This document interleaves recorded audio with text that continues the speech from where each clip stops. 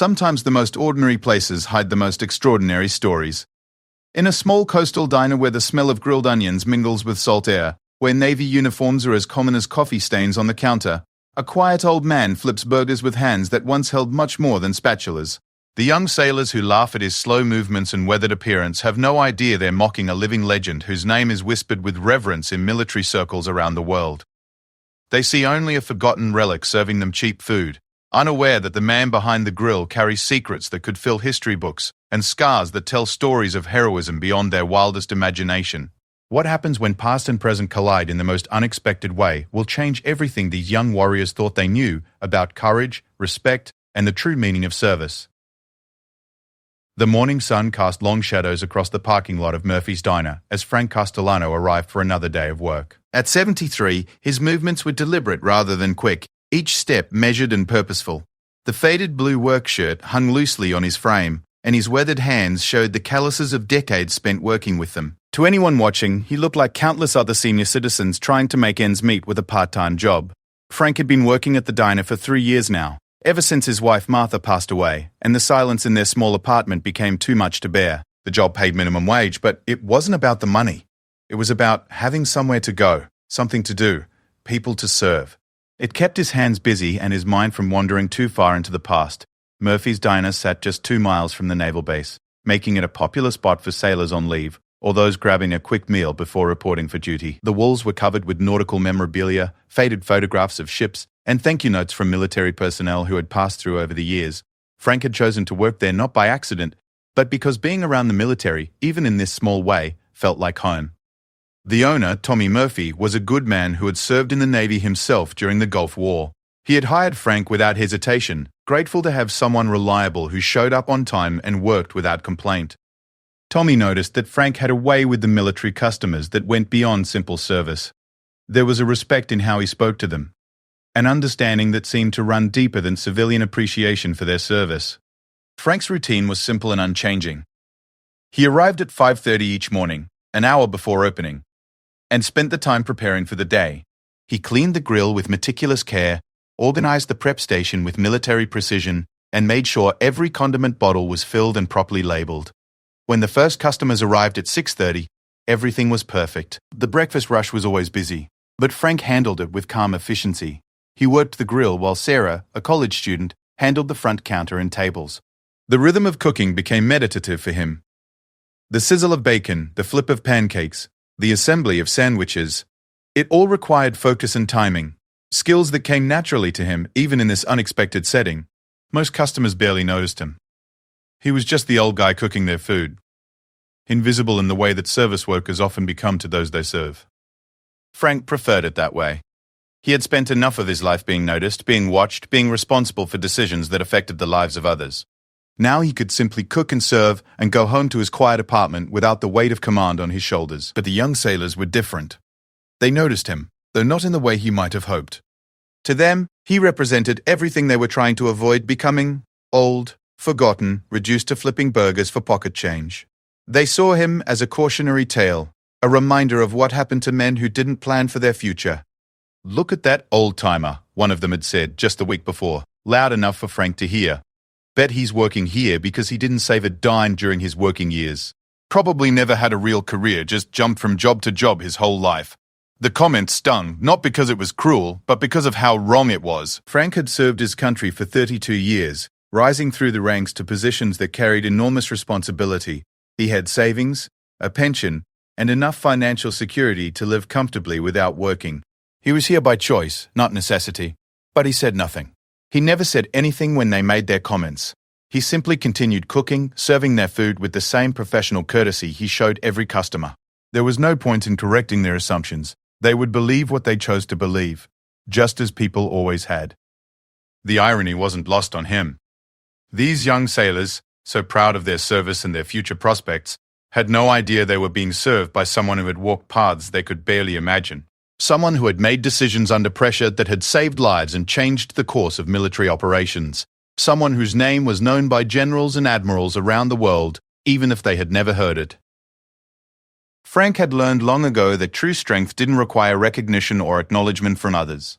It was enough to know what he had accomplished, what he had given to his country, and what he had sacrificed along the way. The opinions of a few young sailors couldn't diminish any of that. As the morning wore on, Frank found himself thinking about his grandson Michael, who was about the same age as these sailors. Michael was serving on a destroyer in the Pacific, and Frank wondered if he ever encountered older veterans in his travels. He hoped that Michael showed more respect than these young men did, though he had raised the boy well enough to believe that was the case. The lunch rush brought a different crowd, mostly construction workers and local business people. They were friendlier, more appreciative of good food served quickly. Frank enjoyed serving them because they treated him with basic human dignity, asking about his day and thanking him genuinely for the service. It was during the afternoon lull that Frank allowed himself to remember. Not the classified details that would go with him to the grave, but the feelings, the sense of purpose, the brotherhood that had defined so much of his life. He remembered the weight of command, the split-second decisions, the lives that had hung in the balance based on his judgment and experience. He remembered the awards ceremonies, the handshakes from high-ranking officials, the grateful letters from families whose loved ones had come home because of missions he had planned and executed. He remembered the respect in the eyes of his subordinates and the trust that his superiors had placed in him throughout his career. But he also remembered the cost, the months away from home, the missed birthdays and anniversaries, the stress that had taken years off his life and put grey in his hair before he turned 40. He remembered the friends lost in operations gone wrong, the weight of responsibility for decisions that had life and death consequences. Most of all, he remembered why he had done it all. Not for glory or recognition, but because someone had to. Because freedom wasn't free, and democracy required good men and women willing to stand guard against those who would destroy it. Because the alternative to American leadership in the world was chaos and suffering for millions of innocent people. The young sailors couldn't understand any of that yet. To them, military service was about benefits and job training, and the chance to see the world. They hadn't faced real danger or made decisions that kept their fellow Americans safe while they slept. They were good kids with good intentions, but they lacked the perspective that only came with experience and sacrifice. Frank didn't resent them for their youth or their ignorance. He had been young once too, full of certainty about how the world worked, and confident in his understanding of right and wrong. Time and experience had taught him that the world was far more complex than it appeared to young eyes, and that wisdom came only through facing hard truths about the nature of human conflict and the price of peace. As his shift ended and Frank cleaned the grill one final time, he reflected on the strange turns his life had taken. From the heights of military command to the humble work of feeding people, he had found peace and service of a different kind. There was honor in honest work, dignity in meeting people's basic needs, and satisfaction in doing any job well. Tomorrow would bring another day of cooking and serving, another day of invisible service to people who saw only what they wanted to see. And Frank was content with that, knowing that the measure of a man wasn't found in the recognition he received, but in the service he gave and the lives he touched along the way. The young sailors would learn that lesson eventually, or they wouldn't. Either way, Frank Castellano would be there to serve them their meals with quiet dignity, carrying his secrets and his stories like the professional soldier he would always be, no matter what uniform he wore or what title appeared on his name tag. The Tuesday morning shift started like any other, with Frank arriving early to prep the kitchen and Sarah setting up the dining area. The first customers were regulars, construction workers who appreciated strong coffee and hearty breakfasts before their long days. Frank enjoyed serving them because they understood the value of hard work and treated him with basic respect. Everything changed when the group of young sailors walked in just after 8 o'clock. There were 5 of them, all in their early 20s, fresh-faced and cocky in the way that young military personnel often were. They wore their uniforms with pride, their posture straight, and their voices loud enough to fill the small diner. The leader of the group was Petty Officer Second Class Jake Morrison, a communications specialist who had been in the Navy for 3 years and considered himself a veteran compared to his companions. He had sharp features, close-cropped blonde hair, and the kind of confident swagger that came from never having faced real adversity. Behind him followed his crew, Rodriguez from engineering, Thompson from navigation, Wilson from supply, and the youngest, Seaman Anderson, who was still in his first year of service. They took a corner booth with a clear view of the kitchen, and Frank could feel their eyes on him as he worked the grill. He had served their type before. Young men who saw military service as a stepping stone to better things, who viewed anyone working in food service as beneath their station. He continued cooking, focusing on the orders in front of him, rather than the judgment he could sense building behind him. "Check out the old guy back there," Morrison said, his voice carrying clearly across the diner. "Probably been flipping burgers his whole life. Never had the guts to do anything important. Rodriguez laughed, a harsh sound that made Frank's jaw tighten slightly. My dad always told me that's what happens when you don't apply yourself. You end up working dead-end jobs until you're too old to do anything else. Look at how slow he moves, Thompson added, loud enough for half the diner to hear. We could probably cook faster than him, and we're not even cooks. Frank continued working, his movements steady and deliberate. He had heard worse comments in his time, faced real enemies who had said far more hurtful things while trying to kill him. A few young sailors with more mouth than sense weren't going to rattle him. But Sarah, who had grown fond of Frank over the months they had worked together, looked distressed by their rudeness. "That's Frank," she said, approaching their table with coffee. "He's been working here for 3 years, and he's the most reliable person we have. Maybe you could show a little respect." Morrison's eyes hardened at the mild rebuke. Respect? For what? For wasting his life? Look, sweetheart, we're serving our country. We're putting our lives on the line for freedom. That old man back there is just collecting a paycheck for doing work a teenager could do. At least we made something of ourselves, Wilson chimed in, gesturing at his uniform. We're not going to end up like that, working minimum wage jobs when we're 70. Anderson, the youngest of the group, seemed uncomfortable with the direction of the conversation. He had been raised to respect his elders, and something about the old man's quiet dignity made the mockery feel wrong. But peer pressure was a powerful force, and he found himself nodding along rather than speaking up. Frank finished the current order and handed it to Sarah, who took it to another table before returning to the sailors. Her face was flushed with anger, but she maintained her professional composure as she took their order. They wanted the usual eggs, bacon, hash browns, toast. Simple food that Frank could prepare perfectly, even while dealing with their continued commentary. I bet he never traveled anywhere, Morrison continued, warming to his theme. Probably never left this little town his whole life. Meanwhile, we've been all over the world. I've been to Japan, South Korea, the Philippines. Rodriguez here served in the Middle East. We've actually done something with our lives. Must be nice living such a small life, Rodriguez agreed. No responsibilities, no pressure, just flip the burgers and collect your check. Some people are just built for simple work, I guess. The comments continued as Frank cooked their breakfast, each one designed to establish their superiority over the old man who was serving them. They talked about their training, their assignments, their plans for the future. They spoke of leadership opportunities, technical certifications, and the GI Bill benefits that would pay for their college education. Frank listened to it all while he worked, remembering his own youth and the certainty he had felt about his place in the world. These young men reminded him of himself at their age, proud, confident, sure that their military service set them apart from civilian workers. The difference was that Frank had learned humility through experience, while these sailors had yet to face the challenges that would teach them the true meaning of service. You know what the problem with his generation is? Thompson said, apparently addressing the entire diner. They just accepted mediocrity. They didn't push themselves, didn't strive for excellence. That's why they ended up in dead-end jobs instead of careers that matter. Sarah slammed down their coffee pot harder than necessary, her patience finally exhausted. You don't know anything about Frank or what he's done with his life. Maybe you should focus on your own breakfast instead of judging someone who's working hard to serve you. Morrison's face reddened at the rebuke. Listen, we're customers here and we're serving our country. We deserve a little respect for that. And we're just making observations about the reality of life. Some people rise to the occasion and others settle for less. Frank finally spoke, his voice calm and measured. Your breakfast will be ready in 2 minutes. Sarah, could you get them more coffee while they wait?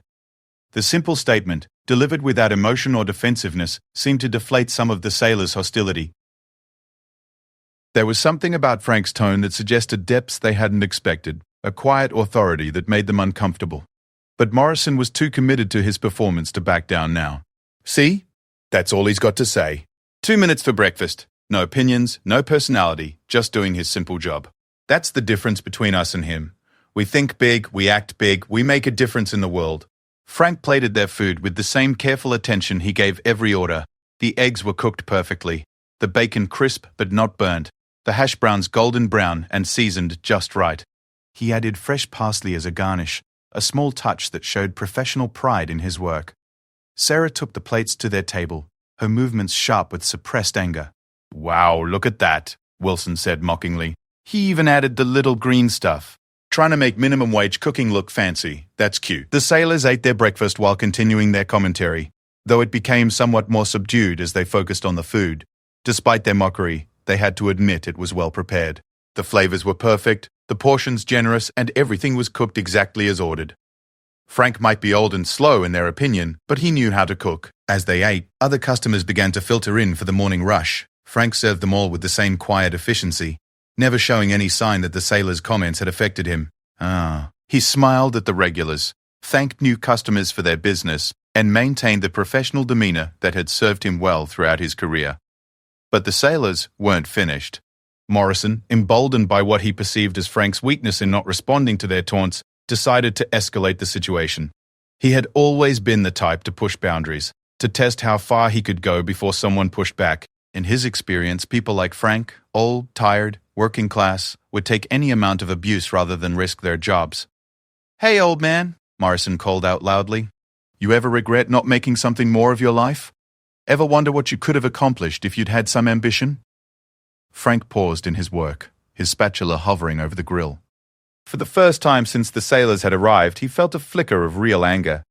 Not at the insults, he had endured far worse, but at the arrogance and ignorance that drove them. These young men thought they understood service, thought they knew what sacrifice meant. They had no idea what real leadership looked like, or what it cost to make decisions that affected the lives of others. He turned slightly, just enough to make eye contact with Morrison. His gaze was steady, measuring the kind of look that had once made hardened soldiers straighten their shoulders and choose their words carefully. For just a moment, Morrison felt a chill of uncertainty, as if he were looking into the eyes of someone far more dangerous than an old short-order cook. But the moment passed, and Frank turned back to his grill without saying a word. Morrison interpreted the silence as submission, and his confidence returned. He had successfully established dominance over the old man, proven his superiority to his companions and anyone else who was watching.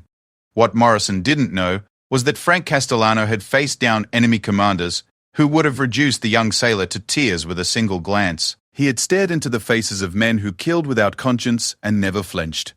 A few foolish comments from inexperienced sailors weren't going to break him, but they were beginning to test his patience in ways that much more dangerous situations never had. The third visit came exactly 1 week later, and this time the sailors brought nearly a dozen companions.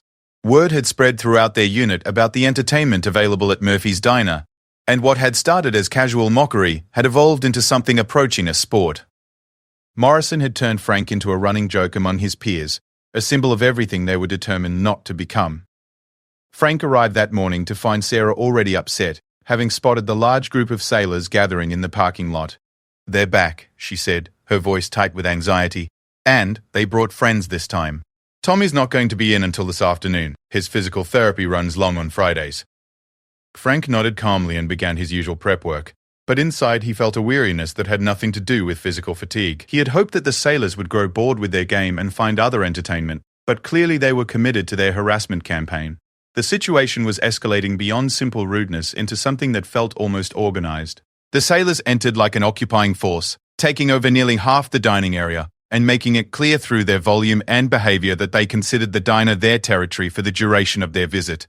Morrison was clearly the ringleader, but several of the newcomers seemed eager to prove themselves worthy of inclusion in the group's activities. Chief Petty Officer Davis, the highest-ranking member of the group, was a career sailor with 15 years of service who should have known better than to participate in such juvenile behavior. But he had always been popular with the younger sailors because he acted more like their peer than their superior, and he wasn't about to let concerns about propriety interfere with his image. "So this is the famous burger flipper we've been hearing about," Davis announced loudly, making sure his voice carried to the kitchen. "Morrison's told me all about him. Says he's never seen someone so perfectly suited for dead-end work." The group laughed appreciatively, and Frank felt the familiar tightening in his chest that signaled his patience was approaching its limits. He had endured 2 previous encounters with these sailors, hoping that their interest would fade and they would find other ways to entertain themselves. But their return with reinforcements suggested that the situation was moving beyond casual harassment into something more persistent and potentially problematic. Seaman Hayes, one of the newest members of the group, was particularly eager to impress his superiors with his wit. "My uncle always said you can tell everything about a man by looking at where he ended up. Successful men rise to positions of leadership and responsibility. Failures end up flipping burgers at 70. Frank's spatula paused momentarily over the grill, and Sarah noticed the slight hesitation. She had worked with him long enough to recognize the signs of strain that others missed, and she was growing increasingly concerned about how much abuse he was willing to take in the name of keeping the peace. Rodriguez, emboldened by the larger audience, decided to escalate his previous comments. I bet he's never commanded anything more complicated than a coffee pot. Probably takes orders from teenagers and thanks them for the privilege. The comment drew laughter from the group, but it struck Frank with particular force. Command had been the defining aspect of his military career, the responsibility for other people's lives, the weight of decisions that affected mission success, the trust that superiors and subordinates had placed in his judgment. To be mocked for lacking the very quality that had defined his professional life was almost unbearable. Thompson, sensing that they were finally getting some kind of reaction from their target, pressed harder. Look at him, guys. I think we're finally getting through. The truth hurts, doesn't it, old man? Realizing that you wasted your whole life must be pretty painful. Frank's movements became more mechanical, his responses more automatic. He was falling back on decades of training that taught him to continue functioning under stress, to maintain operational effectiveness, even when facing hostile action. But these sailors weren't enemy combatants. They were American servicemen, people he had spent his career protecting and defending. Wilson decided to try a more personal approach, looking directly at Frank while he spoke. You know what the saddest part is? He probably had dreams once, when he was our age. Probably thought he was going to do something important with his life. Then reality hit, and he settled for this. The words cut deeper than Wilson could have known. Frank had indeed had dreams at their age. Dreams of serving his country, of making a difference, of leaving the world a better place than he had found it. Those dreams had been fulfilled beyond his wildest imagination. But these young men saw only failure where there had been extraordinary success. Sarah approached the sailors' tables with visible reluctance, her professional composure strained by their continued harassment of her co-worker. "What can I get for you today?" she asked, her voice carefully neutral but her eyes flashing with suppressed anger. Morrison smiled at her obvious discomfort, finding it amusing rather than concerning. "Just coffee for now," he said. "We're mainly here for the entertainment value. It's not often you get to see such a perfect example of what happens when someone gives up on life." "Frank hasn't given up on anything," Sarah replied sharply. "He works harder than any of you, and he does it with dignity and professionalism that you could learn from." Chief Davis laughed at her defense. Dignity, professionalism, sweetheart. Those are words that apply to people with real careers, not short-order cooks pushing 70. There's nothing dignified about ending up where he is at his age. The comment pushed Sarah over the edge, and she slammed her order pad down on the nearest table hard enough to make the salt shakers jump. "You people have no idea what you're talking about," she said, her voice rising. "Frank is twice the man any of you are, and if you can't see that, it says more about you than it does about him." Her outburst drew the attention of every customer in the diner, and Frank looked up from his grill with concern. He appreciated Sarah's loyalty, but he didn't want her to jeopardize her job by defending him. More than that, he didn't want these sailors to turn their attention to her as a new target for their harassment. Brooks, encouraged by the reaction they were getting, decided to push even further. "Looks like we hit a nerve," he said with obvious satisfaction. "Truth tends to do that. The old man's got at least one person fooled into thinking he's worth something." Hayes nodded enthusiastically. "It's actually kind of sad, watching someone defend such obvious failure. But I guess everyone needs their delusions to get through the day." Frank felt something inside him beginning to crack. These sailors thought they understood failure, thought they could recognize it in others, but they had no idea what real failure looked like. They had never commanded men in combat situations where failure meant death. They had never been responsible for operations where the stakes were measured in thousands of lives and billions of dollars. They had never faced the weight of decisions that could change the course of history. Anderson, who had remained uncomfortable with the harassment from the beginning, finally found his voice. "Maybe we should just order our food and leave him alone," he suggested quietly. "He's not bothering us." Morrison turned on him immediately, his voice harsh with disapproval. "What's wrong with you, Anderson? Going soft?" "The old man is fair game. He's chosen to work in public, so he's open to public comment." Phillips nodded agreement. "Besides, we're just stating facts. It's not harassment to point out obvious truths about someone's life choices." Frank's hands trembled slightly as he gripped the edge of the grill, fighting to maintain the composure that had served him well throughout his career. That these weren't enemy combatants who could be dealt with through established military protocols. These were American sailors, young men who wore the same uniform he had once worn with such pride. The final provocation came from an unexpected source. Seaman Martinez, who had remained quiet throughout most of the harassment, suddenly spoke up with the kind of casual cruelty that only comes from youth and inexperience. "You know what I think?" Martinez said, his voice carrying clearly across the diner. "I think he's probably one of those old guys who makes up stories about his past to make himself feel better. Bet if you asked him, he'd claim he was some kind of war hero or something." They all do that when they end up like this. The comment hit Frank like a physical blow, not because it was cruel, but because it was so completely backward from the truth. He had never spoken about his military service to anyone at the diner, had never claimed credit for his accomplishments, had never sought recognition for his sacrifices. If anything, he had gone to great lengths to avoid attention, to serve quietly and anonymously. But the suggestion that he was the type of person who would fabricate military service for sympathy was more than he could bear.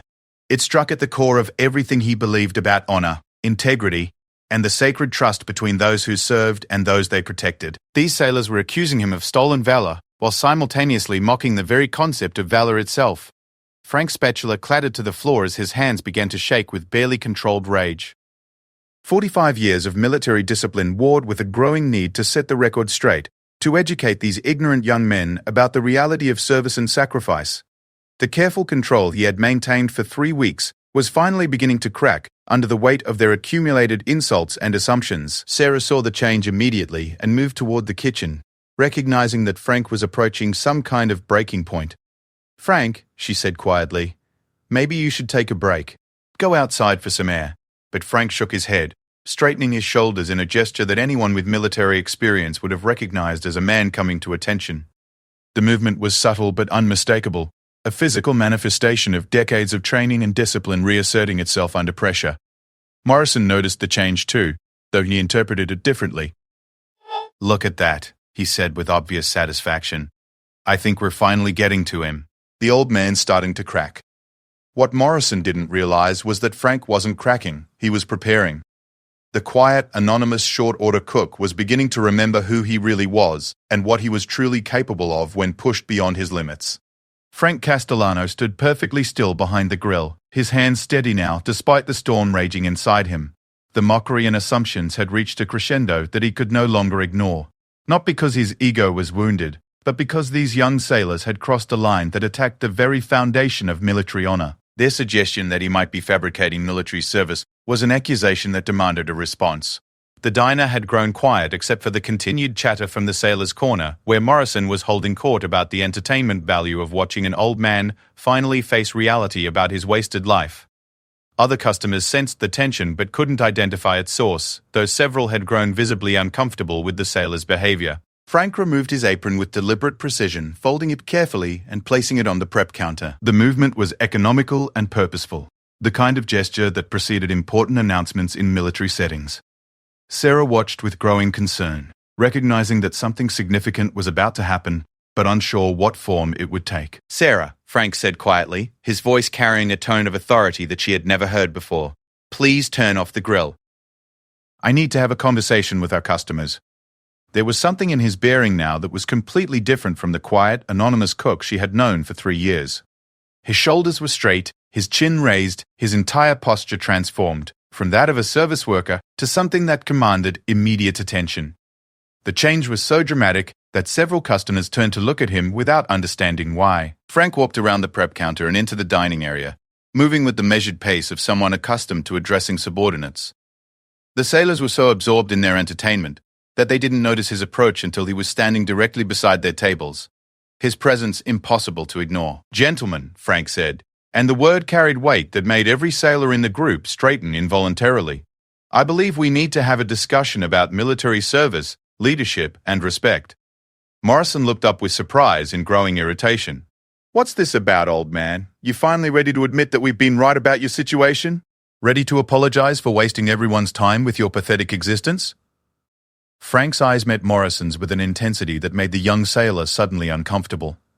There was something different about the old man now, something that spoke of authority and command presence that Morrison had only seen in his most senior officers. "My name," Frank said clearly, "is Chief Warrant Officer 5 Frank Castellano, United States Navy, retired. I served for 32 years in naval special warfare, including tours in classified operations that are still considered sensitive today. During my career, I commanded specialized units, planned and executed missions that directly affected national security, and had the honor of serving alongside some of the finest warriors this country has ever produced.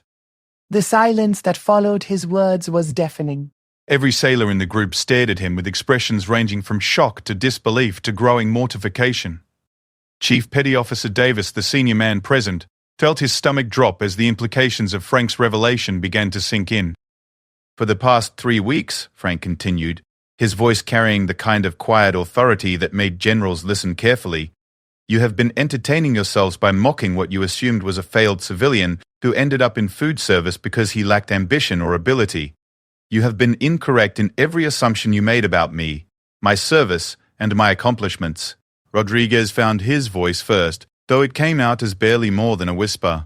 Chief Warrant Officer 5. That's the highest enlisted rank in the Navy. Only a handful of people ever achieve that level.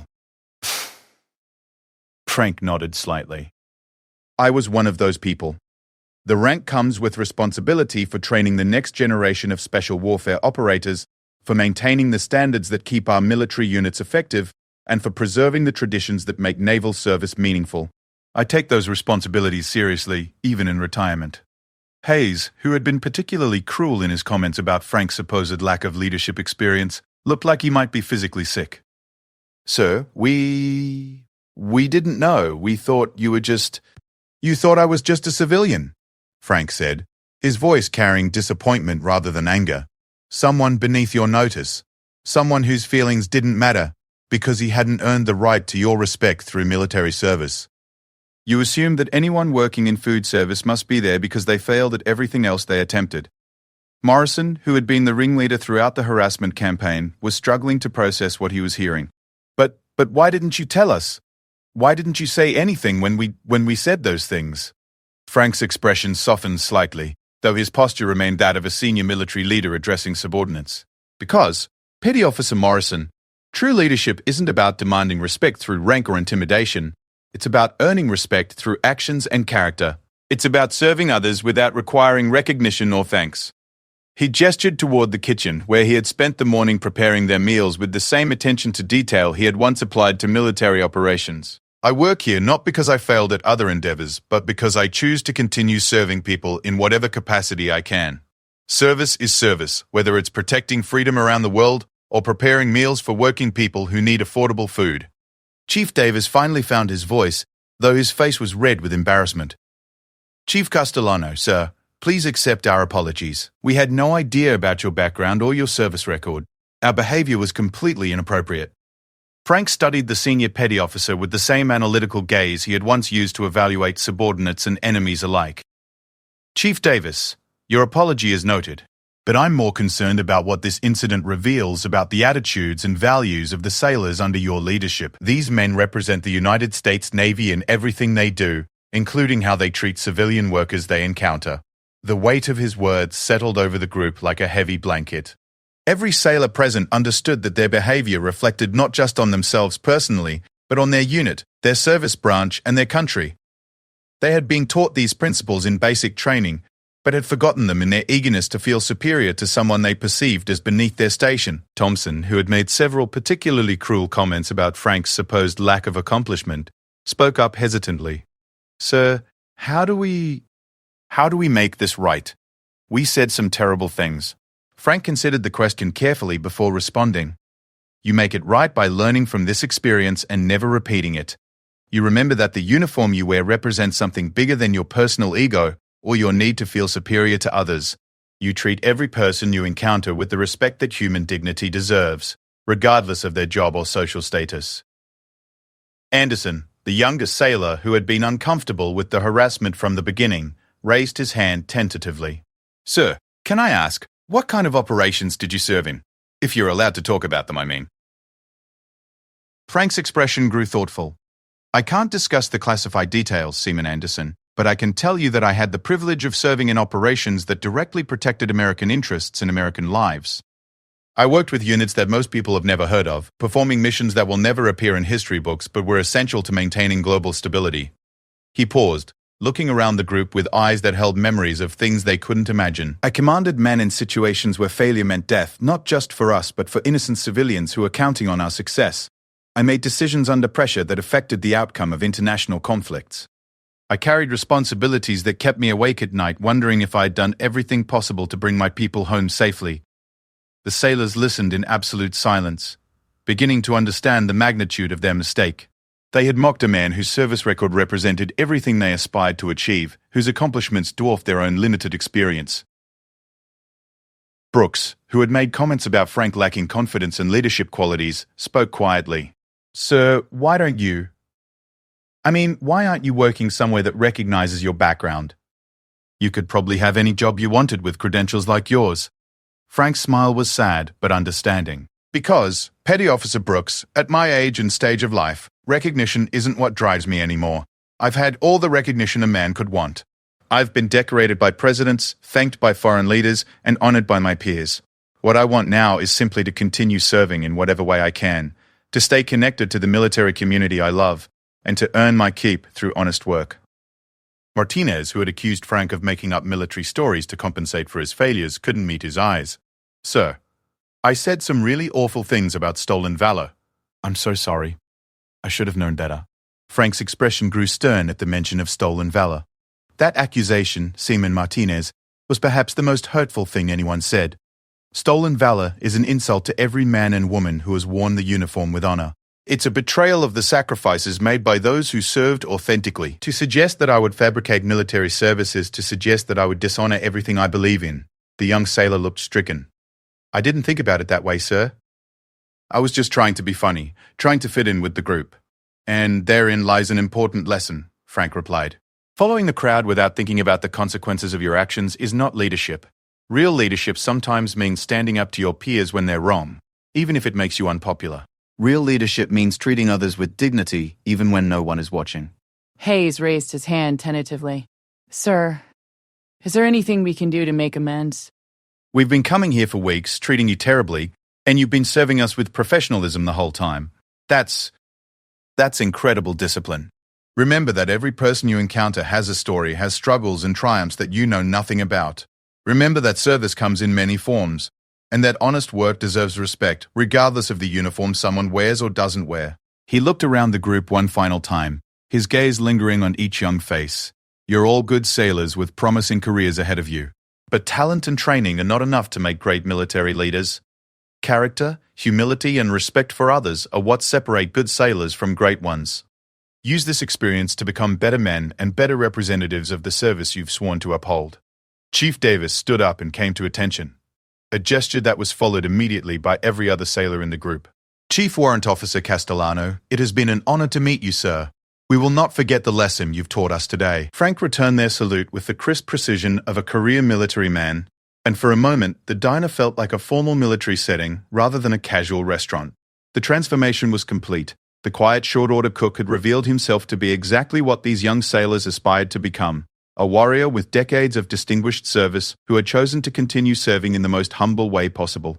As the sailors filed out of the diner, each stopping to thank Frank personally and apologize for their behavior, Sarah watched with amazement. She had worked beside this man for 3 years without knowing that she was serving alongside a living legend, someone whose quiet dignity masked a lifetime of extraordinary service and sacrifice. Frank returned to the kitchen and put his apron back on, returning to the work that had been interrupted by the need to educate a group of young sailors about respect and humility. But something had changed in the diner. Word of what had happened spread quickly through the military community, and Murphy's Diner became known as the place where a true warrior worked, where young servicemen and women could learn what real leadership looked like, from someone who had lived it every day for more than 3 decades. Frank continued to serve meals with the same quiet professionalism he had always shown, but now he did so with the knowledge that he had passed on something valuable to the next generation of military leaders. Sometimes the most important lessons came not from textbooks or training manuals, but from unexpected encounters with ordinary people who turned out to be extraordinary in ways that were never immediately apparent.